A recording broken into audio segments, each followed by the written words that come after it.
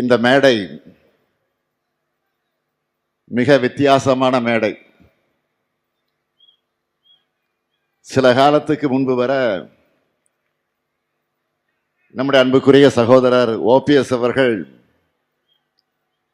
இந்த மேடையில் இருப்பார்னு அவரே எதிர்பார்த்திருக்க மாட்டார்.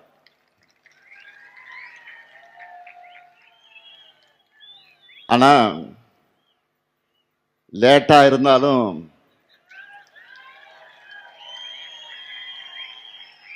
மக்கள் திலகம் எம்ஜிஆர் இருந்த தாய் கழகமான திராவிட முன்னேற்ற கழகத்திற்குத்தான் திரும்பி இருக்கிறார்.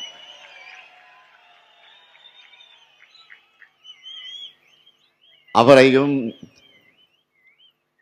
அவருடன் நம்முடைய இயக்கத்திற்கு திரும்பி இருக்கக்கூடிய உடன்பிறப்புகளையும்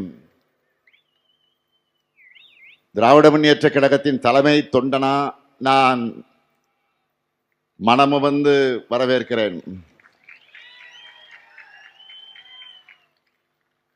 மக்கள் திலகம் எம்ஜிஆருக்கு நீங்கள் மட்டுமல்ல, நானும் ரசிகன் தான்.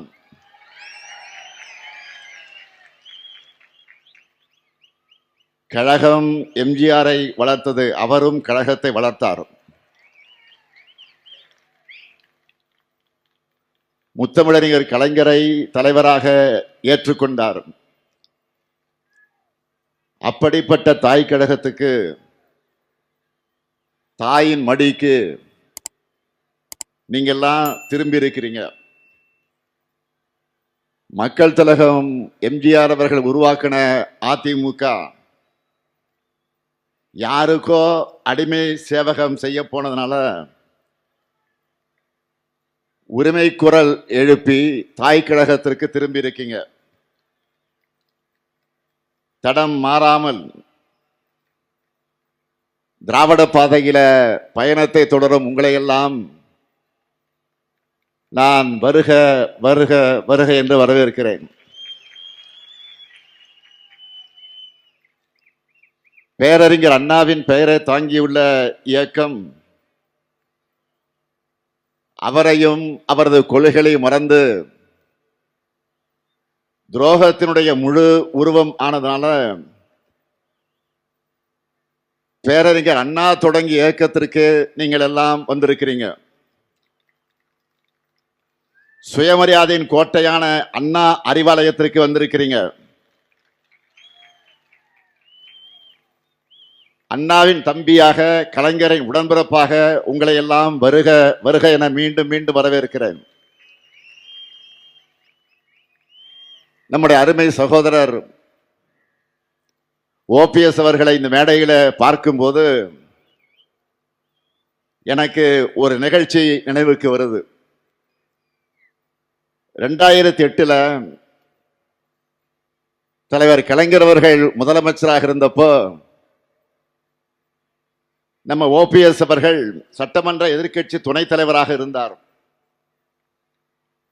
அப்போ நவம்பர் 11 இலங்கை தமிழர் பிரச்சனை குறித்து சட்டமன்றத்தில் நடந்த கவன ஈர்ப்பு தீர்மானத்தின் மீதான விவாதத்தில் நம்ம ஓபிஎஸ் அவர்கள் பேசினார்கள்.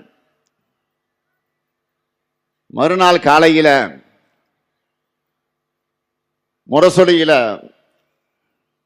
என்ன ஹெட்லைன்ஸ் போட்டாங்க தெரியுமா? பச்சை தமிழர் பன்னீர்செல்வம் குறிப்பிட்டு செய்தியை வெளியிட்டாங்க.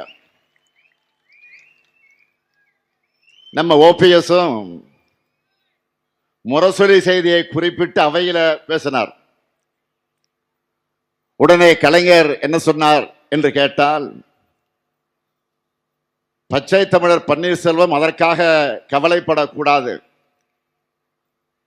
பச்சை தமிழர்னு தந்தை பெரியார் அவர்கள் காமராசருக்கு பட்டமே கொடுத்திருக்கிறார். அதைத்தான் முரசொலி கொடுத்திருக்கிறது. அதுவும் முரசு அடித்து கொடுத்திருக்கிறதுன்னு தலைவர் கலைஞர் சொன்னார். இப்படி தலைவர் கலைஞரால் பாராட்டப்பட்ட ஓ பன்னீர்செல்வம் அவர்கள் திராவிட முன்னேற்ற கழகத்தில் இணைஞ்சதை நினைச்சு நான் மிகுந்த மகிழ்ச்சி அடைகிறேன். நம்ம ஓபிஎஸ் அவருடைய ஸ்பெஷாலிட்டி என்னன்னு கேட்டா, எப்பவுமே சிரிச்ச முகமாகத்தான் இருப்பார். கூட பாருங்க, அதுதான் அவருடைய பண்பு.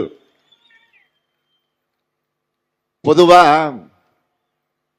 ஒருத்தரை ஒருத்தர் முறைச்சுக்கிட்டாதான் பிரச்சனை ஆகும். ஆனா நம்ம ஓபிஎஸ் அவர்களுக்கு அவருடைய சிரிப்பே ஒரு காலத்தில் அவருக்கு பிரச்சனை ஆயிடுச்சு. ஒரு முறை அவர் என்னை பார்த்து சிரிச்சிட்டார் சட்டமன்றத்தில். உடனே ஸ்டாலினை பார்த்து ஓபிஎஸ் சிரிச்சிட்டார்னு ஏதோ 2 நாட்டுக்குள்ள போர் வந்த மாதிரி பிரச்சனை ஆக்கிட்டாங்க. அரசியல்ல 1000 விமர்சனங்கள் இருக்கலாம். ஆனா சட்டமன்றத்திலையும் பொதுவெளியிலையும் ஒருத்தரை ஒருத்தர் சந்திக்கும் போது நலம் விசாரிக்கிறது அரசியல் மாண்பு, அதுதான் பண்பாடு. அப்படித்தான் அப்ப முதலமைச்சராக இருந்த சகோதரர் ஓபிஎஸ் அவர்களை பார்த்து மரியாதைக்காக வணக்கம் வச்சன். அவரும் சிரிச்சார். உடனே இதை குற்றச்சாட்டா ஆக்கிட்டாங்க. ஆனா யார் என்ன சொன்னாலும் தன்னுடைய பண்பை மாத்திக்காம அமைதியோடவும் அன்போடவும் அதே சிரித்த முகத்தோடு இன்றைக்கும் இருக்கிறார் நம்ம ஓபிஎஸ் அவர்கள். அமைதியும் புன்னகை மட்டுமல்ல, ஓபிஎஸ் சொன்னா ஞாபகத்துக்கு வரக்கூடிய ஒரே சொல் விசுவாசம். மறைந்த அம்மையார் ஜெயலலிதா அவர்கள் தான் அமர்ந்த முதலமைச்சர் இருக்கையில் நம்முடைய ஓபிஎஸ் அவர்களை 2 முறை அமர வச்சார். தன்கிட்ட ஒப்படைச்ச அந்த அரசாட்சிய எந்த துரோகமும் இல்லாம திருப்பி ஒப்படைச்ச நேர்மைக்கு சொந்தக்காரர்கள் தான் ஓபிஎஸ். அதனாலதான் அம்மையா ஜெயலலிதா அவர்களை சகோதரர் ஓபிஎஸ் அவர்களை பற்றி புகழ்ந்து பேசியிருக்கிறார். விசுவாசத்திற்கு ஒரு ஓபிஎஸ்னா துரோகத்திற்கு அடையாளமாக இருக்கிறவர் தான் பழனிசாமி அவர்கள். கூவத்தூர்ல அம்மையார் சசிகலா காலில் ஊர்ந்து தவழ்ந்து போய் முதலமைச்சராயிட்டு அந்த அம்மையாரை நோக்கிய நீ எனக்கு பதவி வாங்கி தந்தாயா என்று ஒருமையிலே கேட்டவர் தான் பழனிசாமி அவர்கள். அவர் இன்னும் என்னவெல்லாம் சொல்லியிருப்பார் என்று நம்முடைய சகோதரர் ஓபிஎஸ் அவர்களுக்கு நன்றாக தெரியும். பழனிசாமி அவர்களை பொறுத்த வரைக்கும் தன்னை காப்பாற்றிக் கொள்ள எது வேண்டுமானாலும் செய்வார்.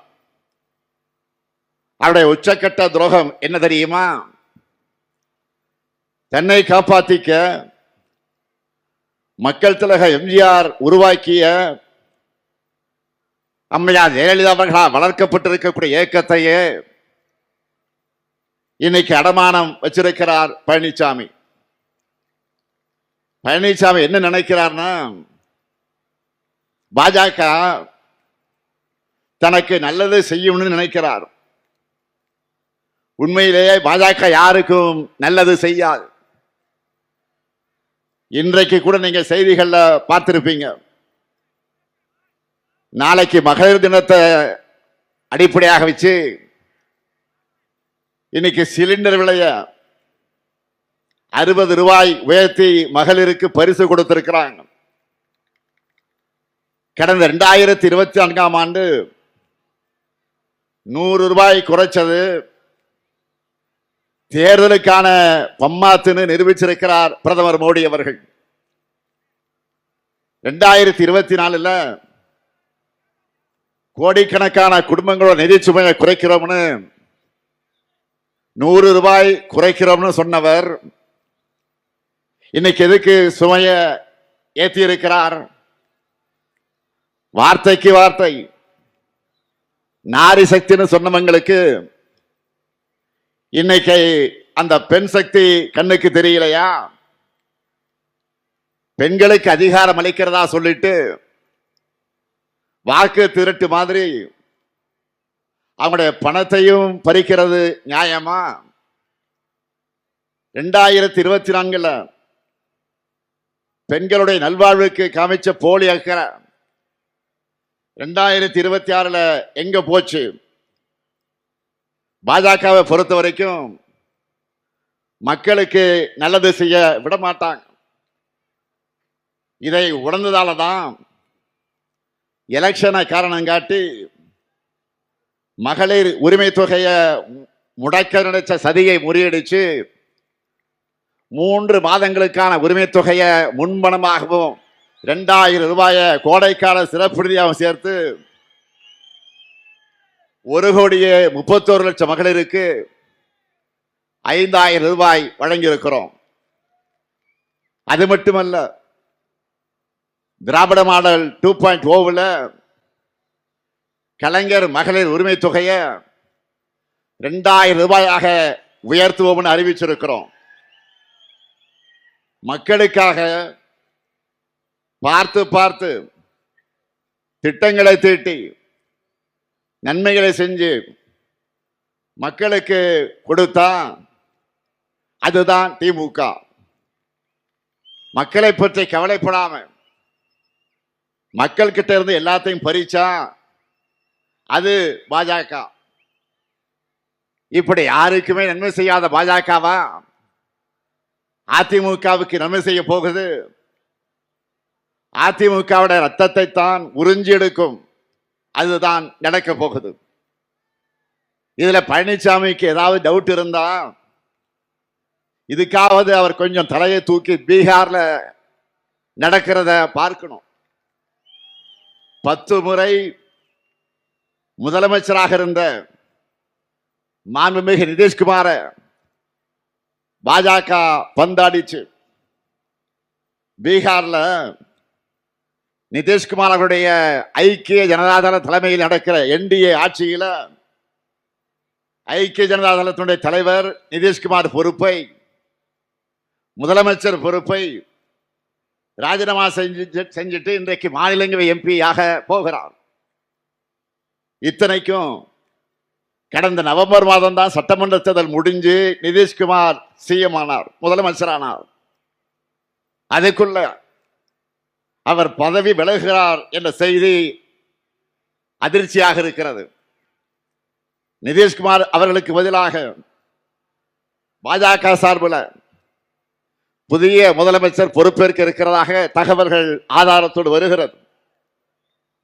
இன்றைக்கு நிதிஷ்குமார் அவர்களுக்கு ஏற்பட்டிருக்கக்கூடிய கதிதான் நாளைக்கு பழனிசாமி அவர்களுக்கும். அதுக்கு அவர் முதல்ல வெற்றி பெறணும்னு நீங்க நினைக்கிறது எனக்கு கேட்குது. எனக்கு கிடைச்ச தகவல் படி அதிமுகவில் பழனிசாமி அவர்களுக்கு பதிலாக ஆல்ரெடி வேறு ஒருவரை பொதுச் செயலாளரா பாஜக தேர்ந்தெடுத்து வச்சிருக்கு. பழனிசாமி அவர்களை இந்த தேர்தல் வரைக்கும் தான் பாஜக வச்சிருக்கும். பிறகு அவரையே தூக்கி விடுவாங்க. அதுதான் நடக்க போகுது.